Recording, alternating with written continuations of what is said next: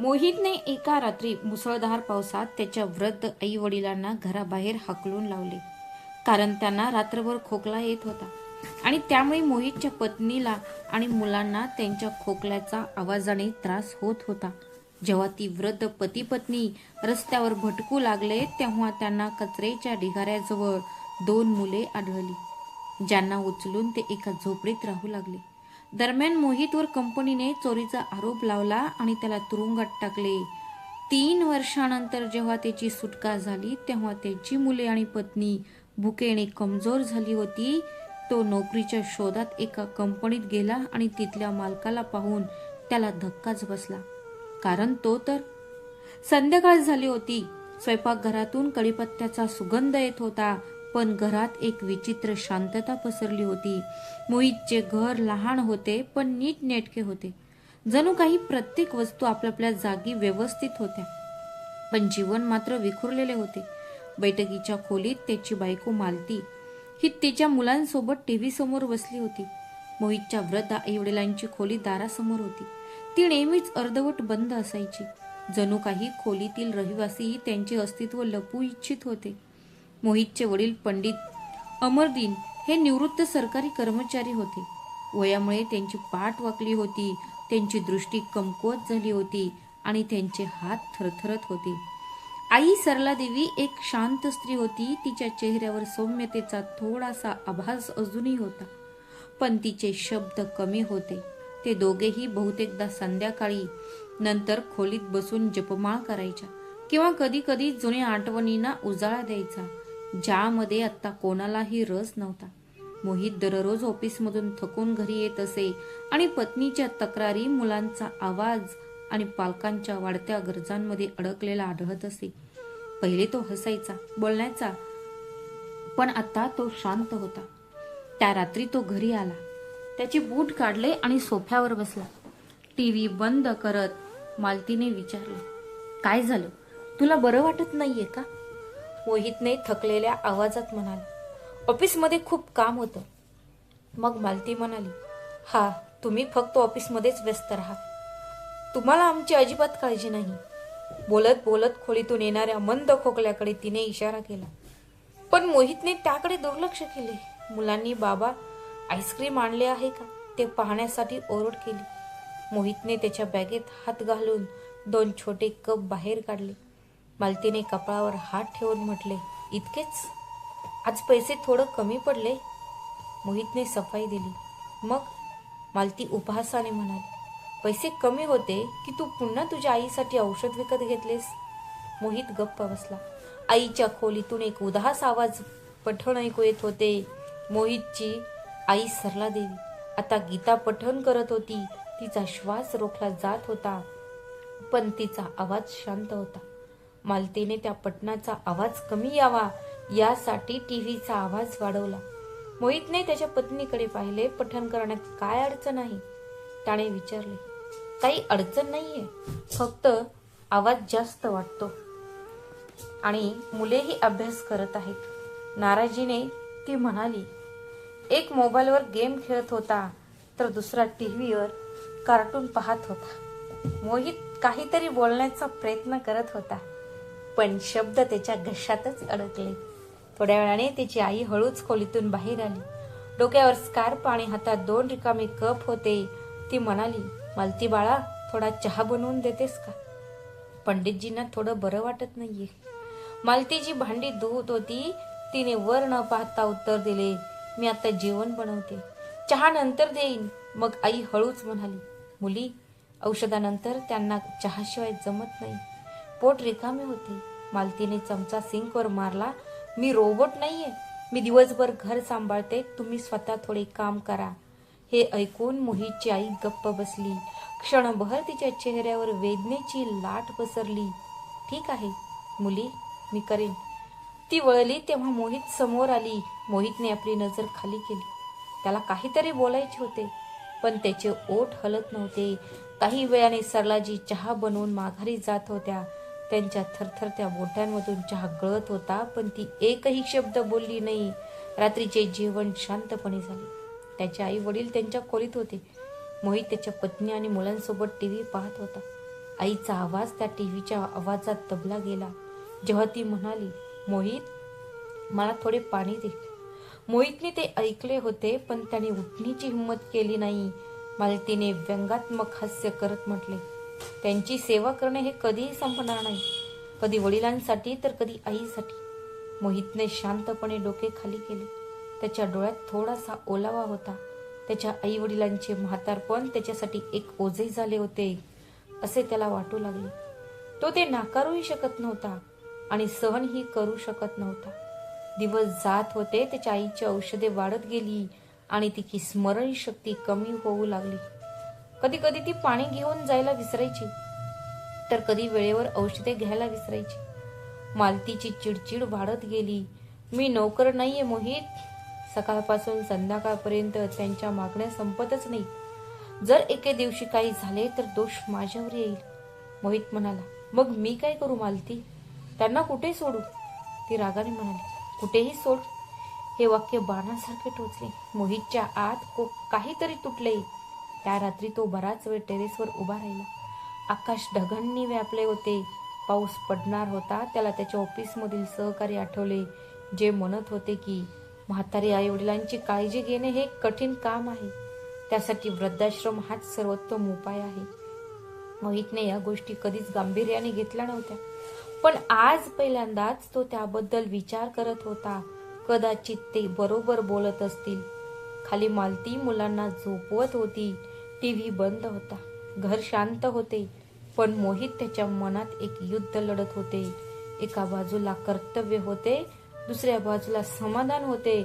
एका बाजूला त्याची आई होती, जिने तिची भूक न भागवता पहिले त्याला जेवू घातले होते, आणि दुसऱ्या बाजूला त्याची पत्नी आणि मुले होती, ज्यांना तो त्रास झालेला सहन करू शकत नव्हता. तेवढ्या दारावर एक मंद आवाज आला. त्याचे वडील हळूहळू टेरेसवर आले आणि म्हणाले, बाळा, झोप येत नाहीये का? त्यांच्या बोलण्यात कोमलता आणि काळजी होती. मोहितने आश्चर्याने वर पाहिले आणि म्हणाला, नाही बाबा, मी फक्त विचार करत होतो. वडिलांनी आकाशाकडे पाहिले आणि म्हणाले, पाऊस पडणार आहे. मग क्षणभर थांबून हळुवारपणे म्हणाले, बाळा, म्हातारपण हे एक जड ओझं आहे. आपण स्वतःच ओझे बनतो.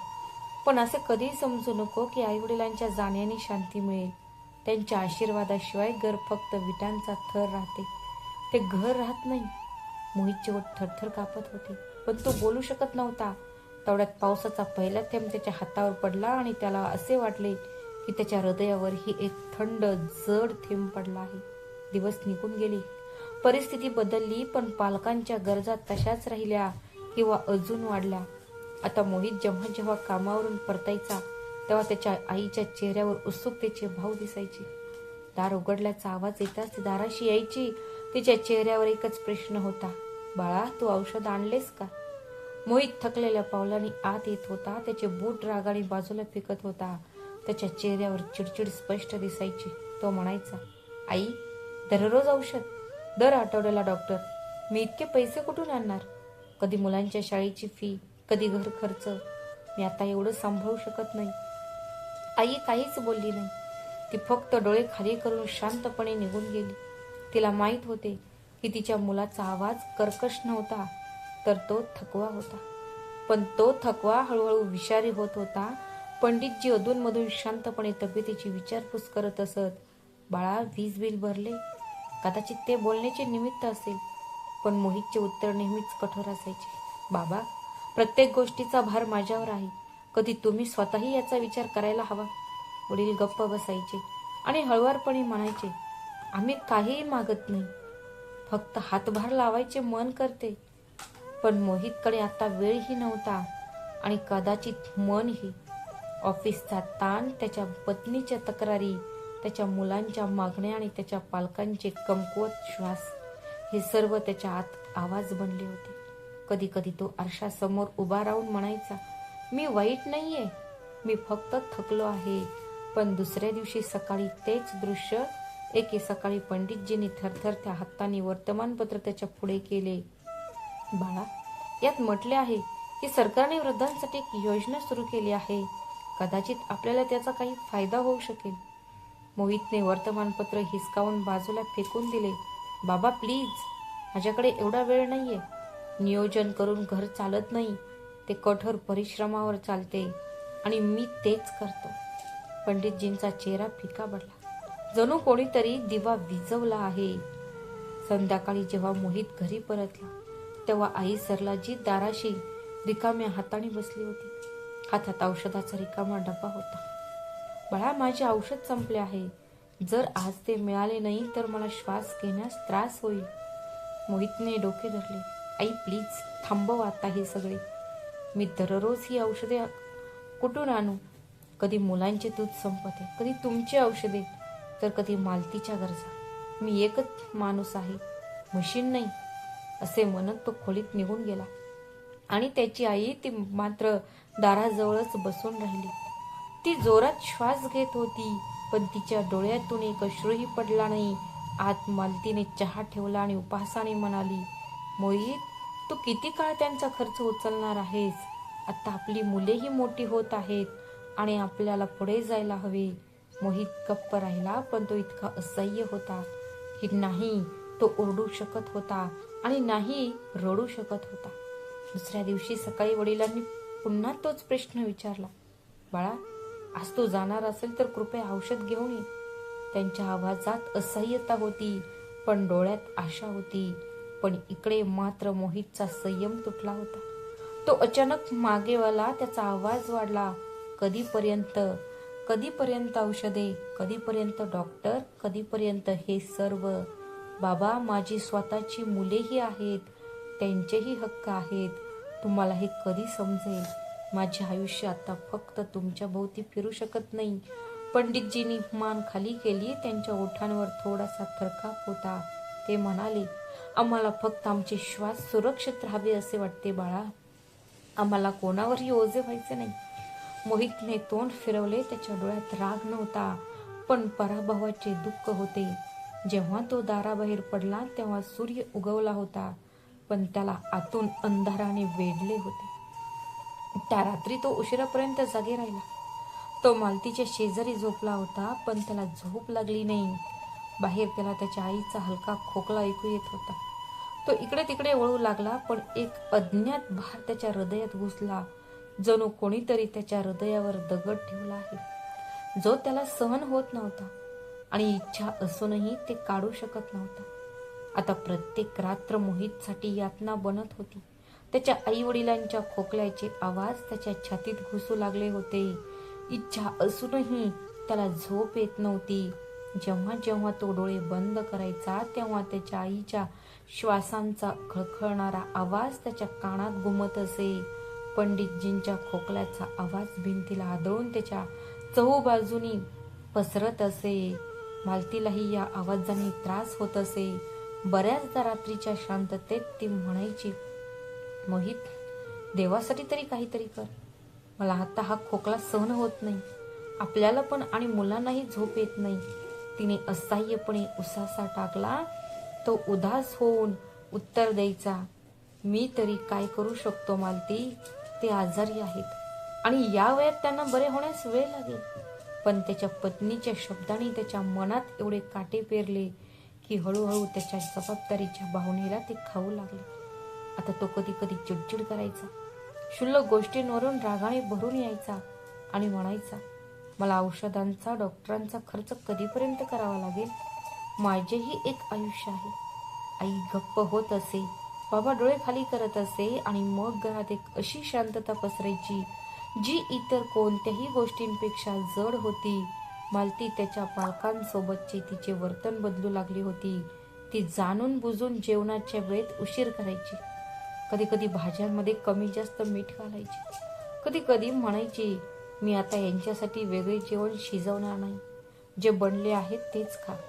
एके दिवशी सरलाजी अंगात कमकुवतपणा असूनही स्वयंपाकघरात पोहोचली आणि तिच्या हातातून ग्लास खाली पडून फुटला.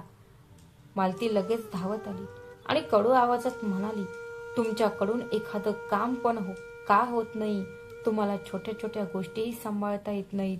आता तुमचे हात पायही साथ देत नाहीत. मोहित अंगणात बसून हे सर्व ऐकत होता. त्याला काहीतरी बोलायचे होते, पण त्याची जीभ जणू बांधली गेली होती. आई शांतपणे खाली वाकली आणि काचेचे तुकडे गोळा केले. तिचे बोट कापले गेले होते, पण तिच्या तोंडून थोडासाही आवाज बाहेर आला नाही. ती काचेच्या तुकड्यांसह तिच्या भावना गोळा करत होती. त्या रात्री मोहित त्याच्या खोलीत झोपलेला असताना बाहेरून हलके खोकल्याचे आवाज येत होते. त्याला वाटले जणू प्रत्येक खोकल्याने त्याचे हृदय दुखत होते. त्याची बायको बाजू बदलून झोपी गेली होती, पण तो अंधारात जागा राहिला. दुसऱ्या दिवशी सकाळी तो कामावर निघताना त्याचे वडील दारात बसले होते. त्यांच्या हातात एक जुनी चालण्याची काठी होती आणि त्यांच्या डोळ्यात आशा होती. ते म्हणाले, बाळा, आज औषध आण.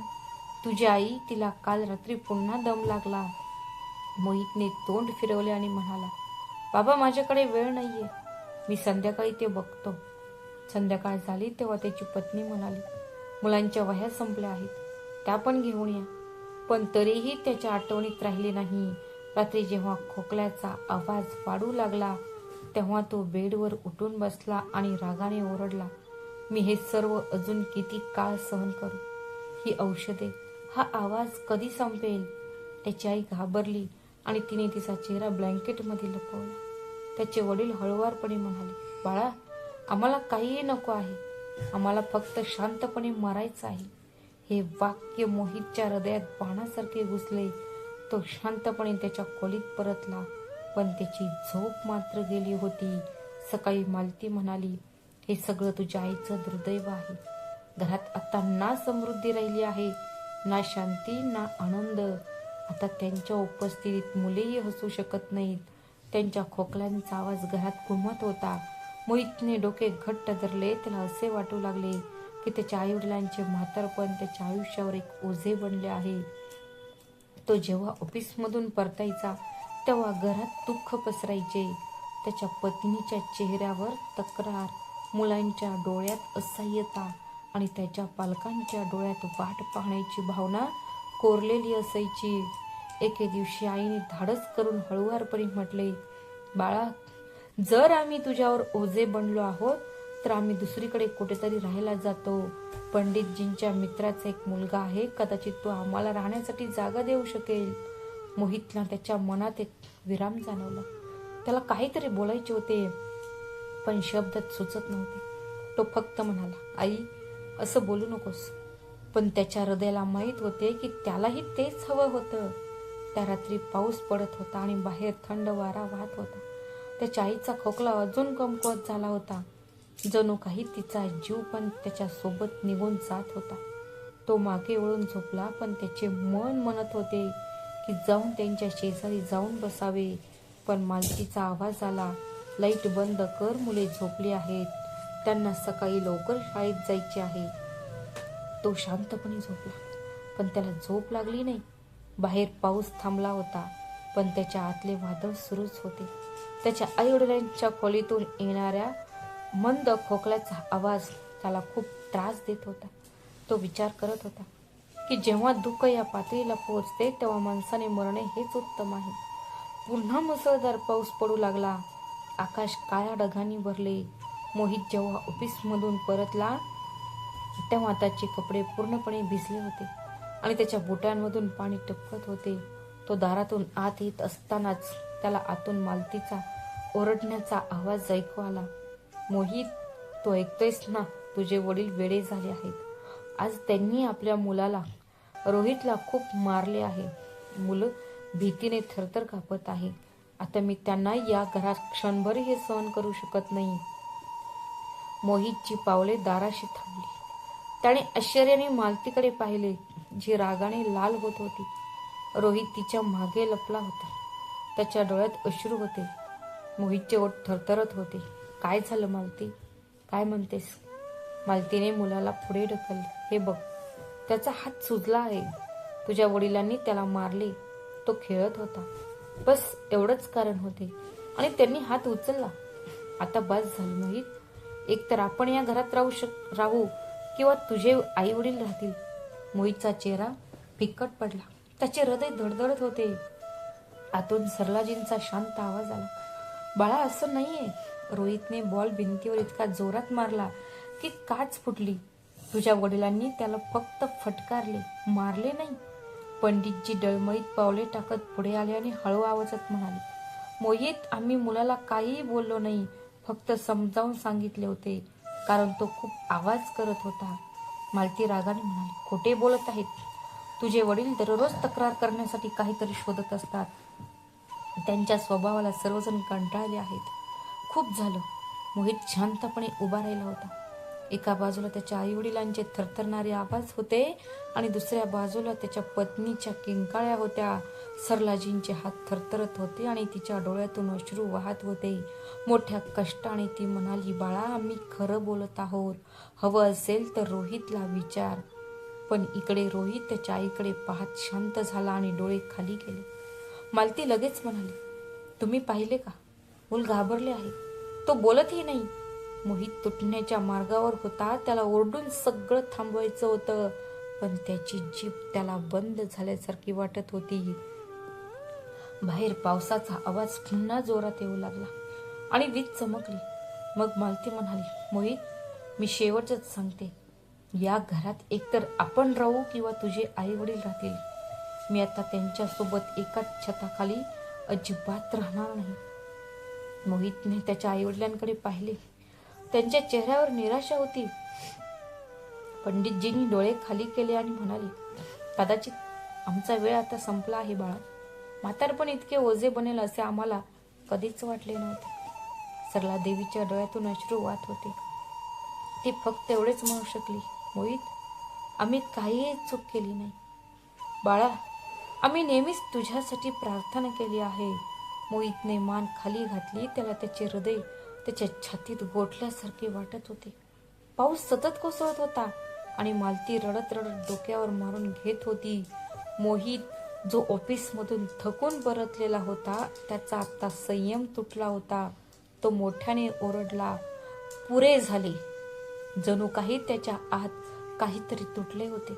वर्षानुवर्ष दबलेले ओझे, थकवा आणि आरोप एका क्षणात लाव्हासारखे बाहेर पडले. तो धावत पुढे आला आणि म्हणाला, बाबा, बाज करा आता. खूप झाले. तुम्ही माझ्या मुलावर हात उचलला.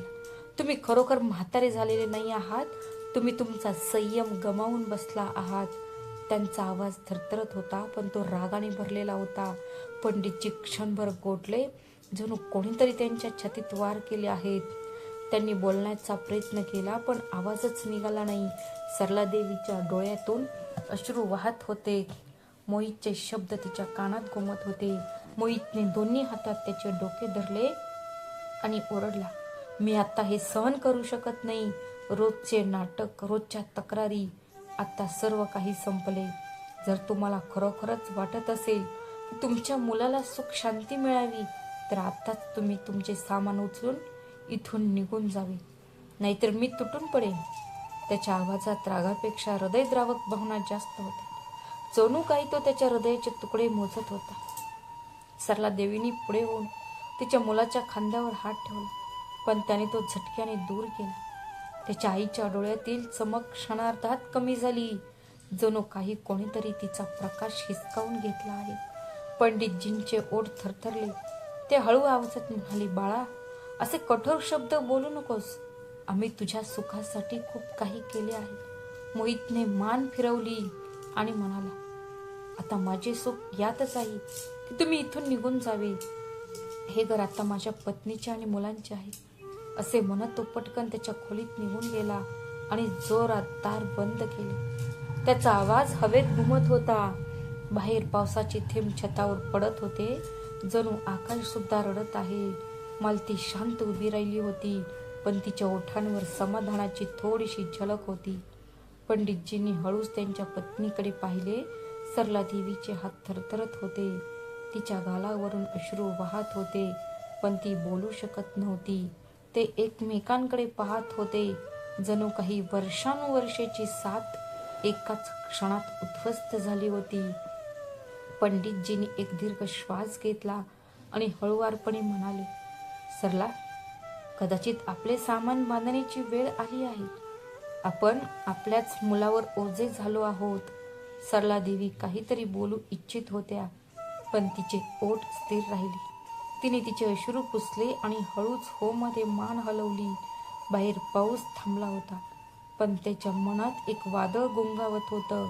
घरातील वातावरण आता शांती नाही, तर त्यात एक वेदनादायक शांतता पसरली होती, ज्यामुळे तिथे श्वास घेणे कठीण झाले होते. दाराच्या दुसऱ्या बाजूला सुद्धा शांतता पसरली होती. मोहित त्याच्या खोलीत गेला होता आणि बाहेर खोलीत फक्त तुटलेल्या हृदयांचे ठोके उरले होते. पंडितजींनी हळूच दाराकडे पाहिले, जे आता त्यांच्यासाठी कायमचे बंद झाले होते. सरला देवीचे ओठ थरथर कापत होते. डोळ्यातील अश्रू पडून तिचा पदर ओला झाला होता. ती हळू आवाजात म्हणाली, चला पंडितजी, आता इथे राहण्यात काही अर्थ नाही. कदाचित आपले अस्तित्व आता त्याच्या शांतीच्या मार्गात अडथळा ठरत असेल. पंडितजींनी शांतपणे मान हलवली. त्यांचे हात थरथरत होते, पण ते पत्नीचा हात धरून हळूहळू दाराकडे चालत गेले. प्रत्येक पावलाने जणू काही त्यांचे हृदय जमिनीवर पडत होते. त्यांनी दार उघडताच थंड वारा आला आणि पावसाचे थेंब त्यांच्या चेहऱ्यावर पडले. सरला देवींनी डोक्यावर स्कार्फ ओढला, पण पाऊस इतका जोरात पडत होता की तिचे कपडे क्षणार्धात भिजले. दोघेही दाराबाहेर उभे राहिले काही वेळ. कदाचित नकळतपणे मोहित दार उघडून, आई आणि बाबा, तुम्ही परत या, असे म्हणण्याची वाट पाहत होतो. पण दरवाजा शांत राहिला, जणू काही त्यामागचे हृदय दगडात बदलले आहे. शेवटी पंडितजी हळुवारपणे म्हणाले, चल सरला, आपण इथून जाऊया. आता आपले कोणतेच घर नाही राहिले, जागाच शिल्लक नाहीये. दोघेही पावसात रस्त्यावरून चालत निघाले. गटारे वाहत होते, त्यांचे पाय चिखलात बुडत होते, त्यांचे कपडे त्यांच्या शरीराला चिकटत होते. थंडीच्या तीव्रतेमुळे सरला देवींचे दात वाजत होते, पण ती चालत राहिली. पंडितजींनी त्यांचा हात घट्ट धरला, जेणेकरून त्या घसरू नयेत. ते दोघेही रस्त्याच्या कडेला थांबले. सर्वत्र अंधार पसरला होता आणि आश्रय घेण्यासाठी जागा नव्हती. पंडितजींनी एक दीर्घ श्वास घेतला आणि म्हणाले, कदाचित आपण मंदिराच्या अंगणात रात्र घालवू शकतो. तेवढ्यात कचरा ढिगारीच्या दिशेने एका लहान मुलाच्या रडण्याचा आवाज आला. दोघेही क्षणभर थिजले. आवाज मंद होता, पण वेदनेने भरलेला होता. सरला देवी घाबरून म्हणाल्या, पंडितजी, हा आवाज लहान मुलांसारखा वाटतोय. दोघेही हळूहळू त्या दिशेने गेले. पावसात त्यांचे पाय घसरत होते, पण आवाज जवळ येत होता, जणू कोणीतरी मदत मागत आहे. जेव्हा ते कचऱ्याच्या ढिगाऱ्याजवळ पोहोचले, तेव्हा ते दृश्य पाहून त्यांना धक्का बसला. फाटक्या कपड्यात गुंडाळलेली दोन लहान मुले थरथर कापत होती. त्यांचे ओठ निळे पडले होते. एक मुलगा आणि एक लहान मुलगी. कदाचित ते 3-4 वर्षांपेक्षा जास्त वयाचे नव्हते. पंडितजींचे हात थरथर कापू लागले. सरला देवी खाली वाकून त्यांच्या शेजारी बसल्या आणि थरथरत्या आवाजात म्हणाले, अरे देवा, ही अनाथ मुले आहेत. पंडितजी पहा किती वेगाने श्वास घेत आहेत. दोन्ही मुलांनी डोळे उघडले, पण बोलू शकले नाही. ते रडत राहिले. सरला देवींचे अश्रू पावसाच्या पाण्यात मिसळले. तिने तिच्या साडीचा पदर मुलांवर टाकला, कारण त्यांना थोडी गरमी मिळेल या आशेने. पंडितजींनी आकाशाकडे पाहिले आणि म्हणाले, सरला, कदाचित देवाने आपल्याला जिवंत ठेवले असेल, कारण आपण इतके असहाय्य आहोत. ते मुलांसाठी आधार असू शकतात. चला, त्यांना आपल्यासोबत घेऊन जाऊया. छताखाली कुठेतरी जाऊया, जेणेकरून ते श्वास घेऊ शकतील. सरला देवींनी मान हलवली आणि त्या दोघांनी मुलांना आपल्या हातात घेतले. ते पावसात भिजत, थरथर कापत, पण त्यांच्या हृदयात एक नवीन उबदारपणा घेऊन चालत गेले. असं वाटलं जणू काही वर्षानुवर्ष त्यांना शेवटी कळलं की ते उपयुक्त आहेत. जणू काही देवाने त्यांना प्रेमाचे 2 छोटे दिवे सोपवले होते. अगदी त्या थंड रात्रीतही सकाळचा प्रकाश हळूहळू खोलीत पसरत होता, पण मोहितला त्याच्या आत एक विचित्र अस्वस्थता जाणवत होती. तो रात्रभर बाजू बदलत राहिला. त्याच्या हृदयात काहीतरी टोचत असल्यासारखे वाटत होते. त्याच्या आईचे अश्रूंनी भरलेले डोळे आणि त्याच्या वडिलांचा थरथरणारा आवाज त्याच्या मनात वारंवार घुमत होता. तो मागे वळला, पण झोप त्याला सोडून गेल्यासारखे वाटत होती. अचानक त्याचे हृदय धडधडले आणि आतून एक आवाज आला की जाऊन बघ काय हाल झाले आहेत. मी पटकन उठलो, माझी चप्पल घातली आणि थेट तिच्या खोलीकडे निघालो.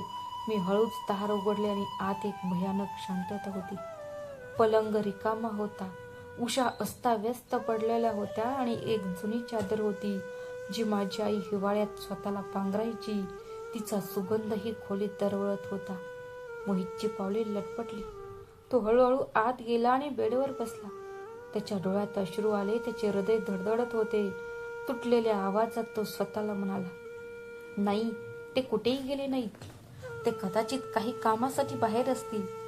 तो पटकन उठला आणि अंगणात गेला. त्याने दार उघडले. बाहेर पावसाचा ओलावा अजूनही जमिनीवर होता. अंगणातून येणारा थंड वारा त्याच्या आतल्या रिकामेपणाला वाढवत असल्याचे दिसत होते. तो जमिनीवर बसला. दोन्ही हातात डोके धरले. त्याच्या डोळ्यातून अश्रू वाहत होते. मी विचार केला, अरे देवा, मी काय केले? ज्या वयात मुलगा त्यांचा आधार असावा त्याच वयात मी माझ्या आई वडिलांना घराबाहेर काढले. ज्या वडिलांनी आयुष्यभर माझ्यासाठी कष्ट केले, स्वतःच्या आनंदाचा त्याग केला, त्यांना मी नाकारले. त्याचे शब्द तुटले. त्याचे डोळे अश्रूंनी भरले होते आणि त्याच्या हृदयात एकच आवाज घुमत होता, जो त्याला परत बोलावत होता. आता घर रिकामे होते आणि त्यांची सावली कुठेही दिसत नव्हती. तेवढ्यात मालतीचा आवाज आला. मोहित, काय झाले? इतक्या सकाळी इतक्या लवकर तू इतका आवाज का करत आहेस? ती हळू आवाजात म्हणाली, कदाचित तुझे आई वडील गेले असतील, वृद्धाश्रमात गेली असतील किंवा रात्री मंदिरात आश्रय घेतला असेल. मोहितने तिच्याकडे आश्चर्याने पाहिले. त्याचा आवाज दाबला गेला. ते कधी गेले हे तुला कसे कळले? मालतीने खांदे उडवले आणि थंडपणे म्हणाली, मोहित, देवाचे आभार मानते की घरावरील ओझे कमी झाले आहे. आता तुम्हाला शांती मिळेल. तुमची मुलेही शांती अनुभवतील. ही म्हातारी माणसं आमच्यासाठी त्रासदायक झाली आहेत. तू स्वतःच म्हणाला होतास की तू आता हे सहन करू शकणार नाहीस. मोहितने तिच्याकडे शांतपणे पाहिले. त्याच्या चेहऱ्यावर आश्चर्य आणि दुःखाचे भाव होते. ते एक विचित्र संयोजन होते. त्याचे ओठ थरथरत होते, पण शब्द बाहेर पडत नव्हते. वेळ निघून गेला. मोहितसाठी सुरुवातीचे दिवस संकटासारखे होते. तो प्रत्येक रस्त्यावर, प्रत्येक मंदिरात आणि प्रत्येक उद्यानात त्यांना शोधत असे.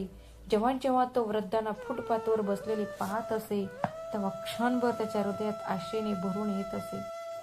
तो उठायचा, कदाचित तोच असेल या आशेने.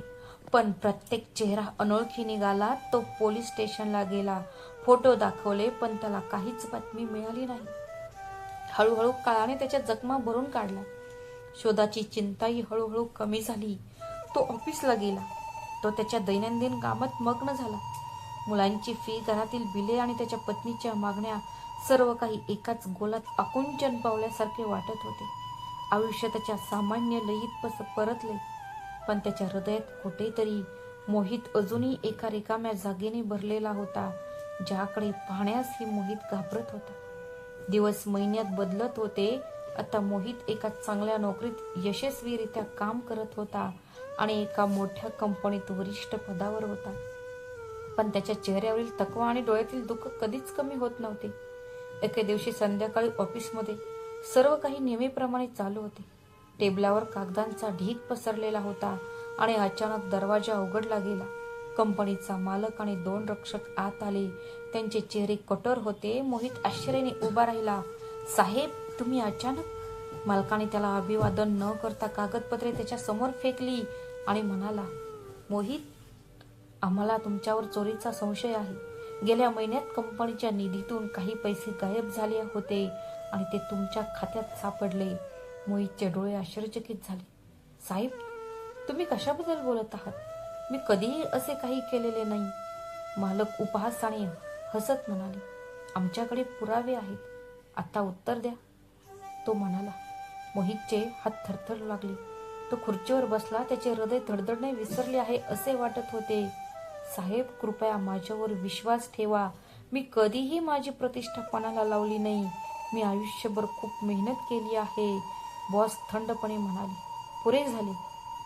सर्व पुरावे गोळा केले जात आहेत. तोपर्यंत तुम्ही घरी जाऊ शकता.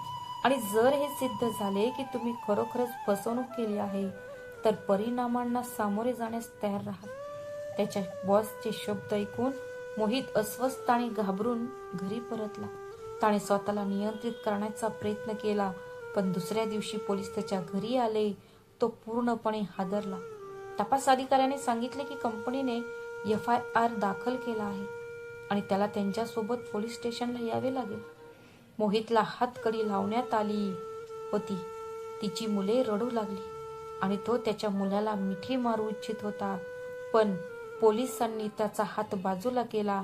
मालती ओरडली, पण दार बंद झाले होते. रस्त्यावरून लोक बाहेर आले. काही जण दयाळूपणे पाहत होते तर काही जण व्यंगाने. मोहितच्या कानात फक्त एकच आवाज आला, तू असा माणूस आहेस ज्याने तू तुझ्या आई वडिलांना नाकारले होते आणि आता तुला जगानेही नाकारले आहे. न्यायालयीन कार्यवाही सुरू झाली. पुरावे त्याच्या विरोधात होते. कंपनीच्या नोंदीवरून त्याच्या नावावर पैसे हस्तांतरित झाल्याचे दिसून आले. मोहित ओरडत राहिला की तो निर्दोष होता, पण कोणीही त्याच्यावर विश्वास ठेवला नाही.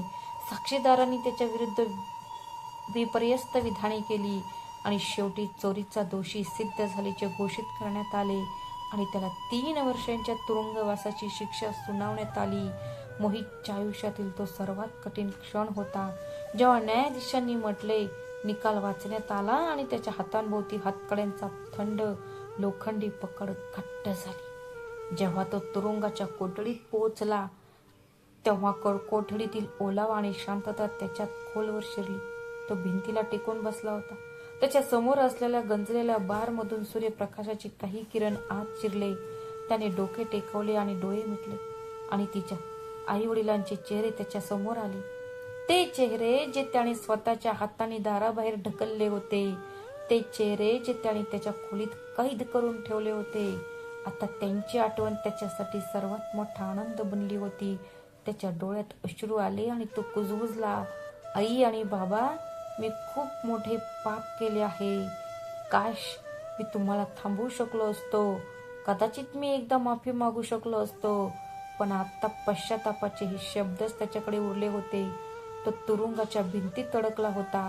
प्रत्येक श्वासाशी झुंजत होता. त्याला पश्चातापाची शिक्षा भोगायला लागली. 3 वर्षे उलटली. तुरुंगाच्या भिंतीमधील प्रत्येक दिवस मोहितसाठी शतकासारखा वाटत होता. काळाने त्याचा कठोर चेहरा कोरला होता.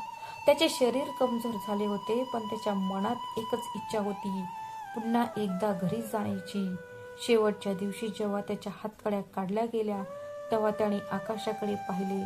सूर्य तेजस्वी होता, पण त्याला असे वाटले की प्रकाश देखील त्याच्यावर दया करत आहे. तो थकलेल्या पावलांनी बाहेर पडला. हातात फक्त एक सुटकेचा कागद आणि त्याच्या हृदयात एक शून्यता होती.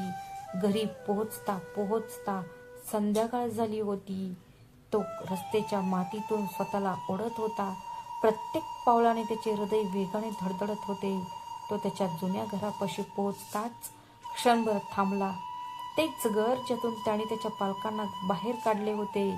आज तो स्वतः तो दाराशी उभा राहिला. त्याने दार हळूच ठोठावले. आतून मालतीचा कंपत आवाज आला, कोण आहे? मोहितचा आवाज दबला गेला. मी आहे मालती, दार उघड. मालतीने दार उघडताच मोहितला पाहून ती दगड झाली. तिच्या डोळ्यातून अश्रू वाहू लागले. तिचा चेहरा फिक्कट पडला होता. डोळ्याखाली काळी वर्तुळे होती आणि थकव्याने तिचे शरीर वाकले होते. मोहितच्या हृदयावर खंजीर घातल्यासारखे वाटले. ही तीच स्त्री होती जी एकेकाळी विलासाची आस धरत होती. खोलीत मुलांचे चेहरेही उदास होते. त्यांचे कपडे फाटलेले होते आणि खेळणी तुटलेली होती. सगळं संपलं होतं आणि स्वयंपाकघरातील भांडी रिकामी होती. मोहित एका कोपऱ्यात शांतपणे बसला होता. मालती त्याच्या समोर बसली होती. हातांनी अश्रू पुसत ती म्हणाली, मोहित, तुला काहीच माहित नाहीये की आम्ही या 3 वर्षात काय अनुभवलंय. तू गेल्यावर सगळं बदललं. लोक काही पण बोलत होते, पण कोणीही मदत केली नाही. मी मुलांना कधीही उपाशी झोपू दिले नाही. मी लोकांच्या घरी भांडी धुतले, कपडे धुतले आणि लोकांच्या घरात फरशी पुसली. तिचा आवाज थरथरत होता. कधी कधी मुले कोरड्या नाश्त्यावर दिवसभर राहत असत. मोहितचे डोळे अश्रूंनी भरले होते. त्याने डोके खाली केले आणि जमिनीकडे पाहिले. त्याचे हात थरथरत होते. मालती म्हणाली, मोहित, आता तू परत आला आहेस. देवासाठी काहीतरी कर. मुलांची अवस्था बघ. जर तुला लवकर काम मिळाले नाही तर ते उपासमारीने मरतील. मोहितने शांतपणे मान हलवली, पण त्याच्या मनात एक वादळ उठत होते, ज्यामुळे 3 वर्षांचा दडपलेला पश्चाताप जागृत झाला. त्याने एका कोपऱ्यात बसलेल्या मुलांकडे पाहिले. जणू काही त्याच्या वडिलांना ओळखण्याची भीती वाटत होती. तो त्यांच्याकडे गेला आणि त्यांच्या डोक्यावर हात ठेवला, पण ते मागे हटले. त्यांचे डोळे पाणावले. तो भिंतीला टेकून बसला आणि म्हणाला, मालती, मला कुठून सुरुवात करायची हे माहीत नाही. पण मी वचन देतो की मी जबाबदारी घेईन आणि सर्व काही बदलेन. मालतीने डोके खाली केले. तिचे डोळे असह्यतेने आणि आशेने भरले होते. मोहितने खिडकीतून बाहेर पाहिले आणि अंधारलेल्या रात्री पुन्हा पाऊस पडू लागला. त्याला माहीत होते की यावेळी पाऊस त्याच्या अपराधीपणाला धुवून टाकणार नाही, पण कदाचित तो एका नवीन आयुष्याच्या सुरुवातीचा संकेत असू शकतो. मोहितचे दिवस आता रस्त्यावर धावण्यात जात होते.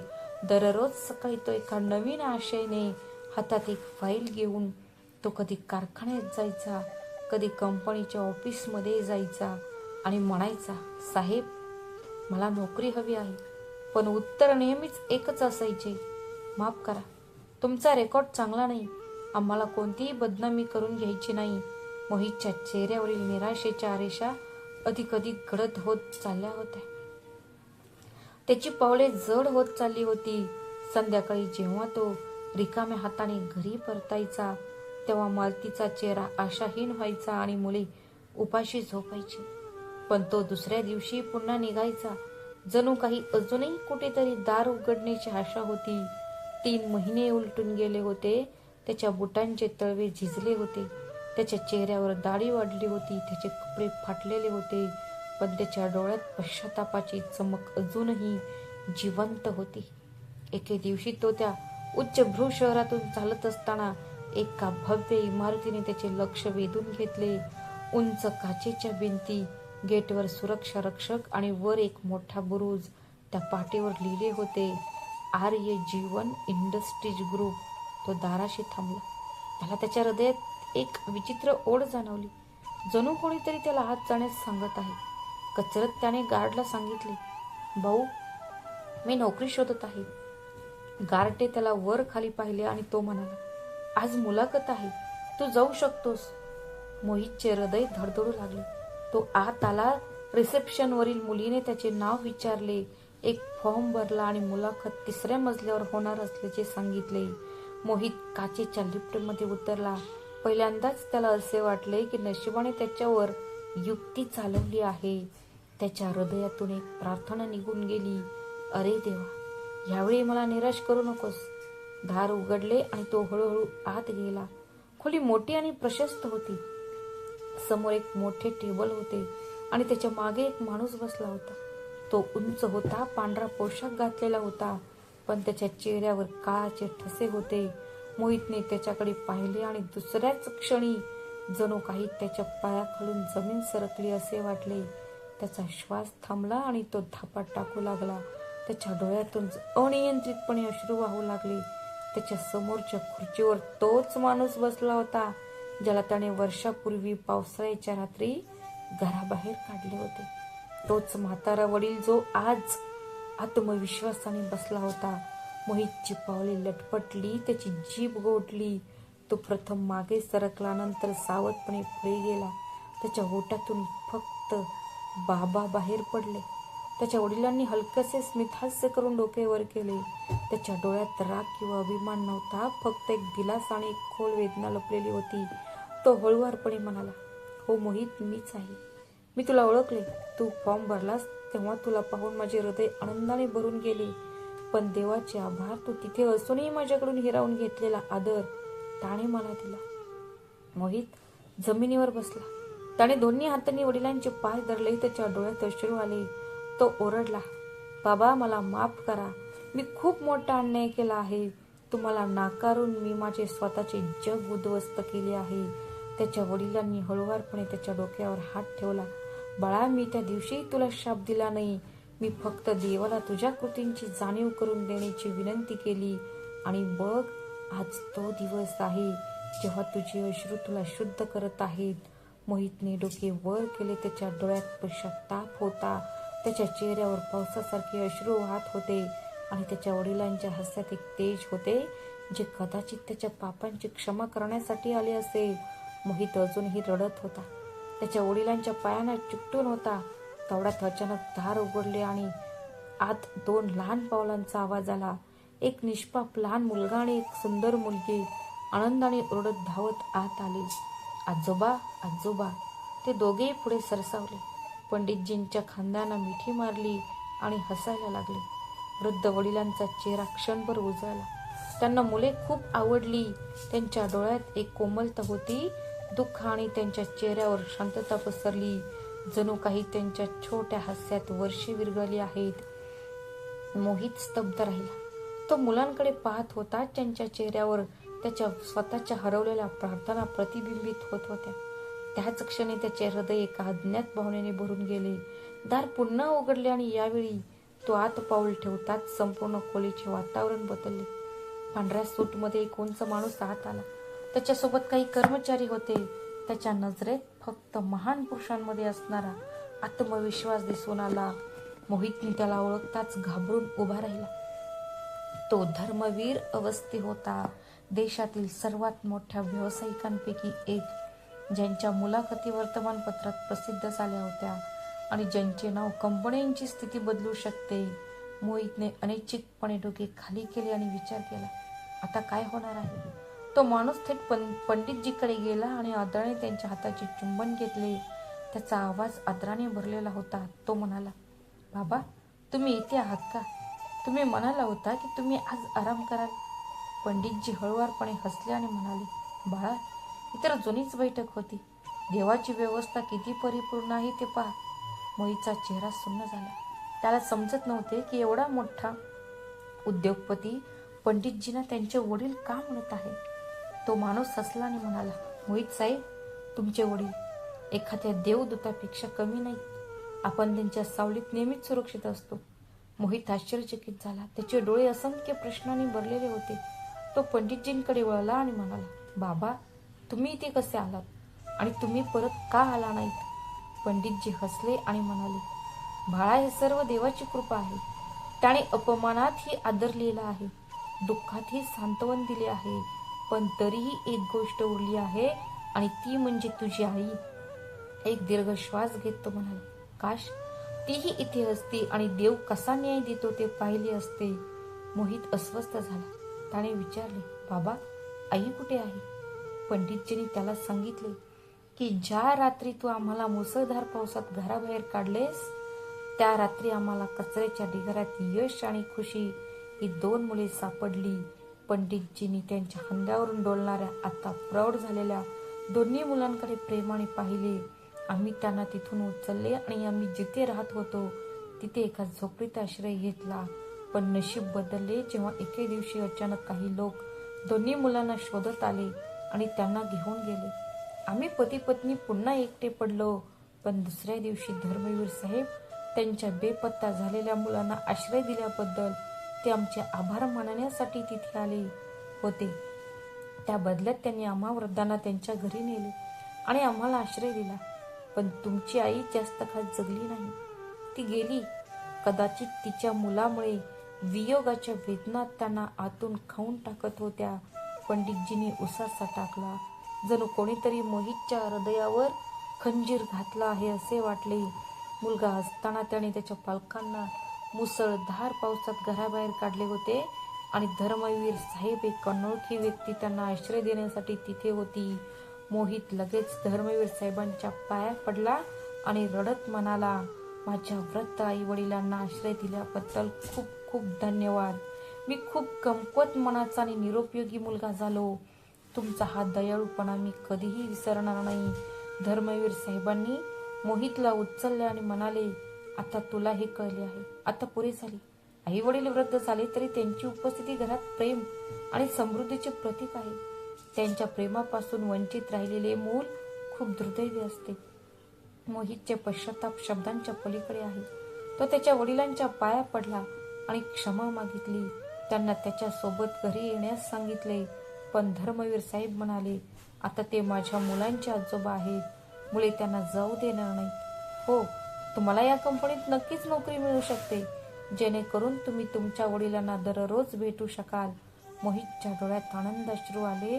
कदाचित देवाने त्यांची परीक्षा संपवली असेल. मुले त्यांच्या पालकांना काहीही करू शकतात, परंतु आई वडिलांचे हृदय त्याच्या वेदनेमध्ये अढळ असते. ते कायमचे कोमल राहते. देव आपल्याला सर्वांना आपले आई वडिलांची सेवा करण्याची शक्ती देवो. तर मित्रांनो, ही होती आजची कथा. तुम्हाला ही कथा आवडल्यास व्हिडिओला लाईक करा, शेअर करा आणि आमच्या चॅनलला सबस्क्राईब करायला विसरू नका. श्री स्वामी समर्थ. धन्यवाद.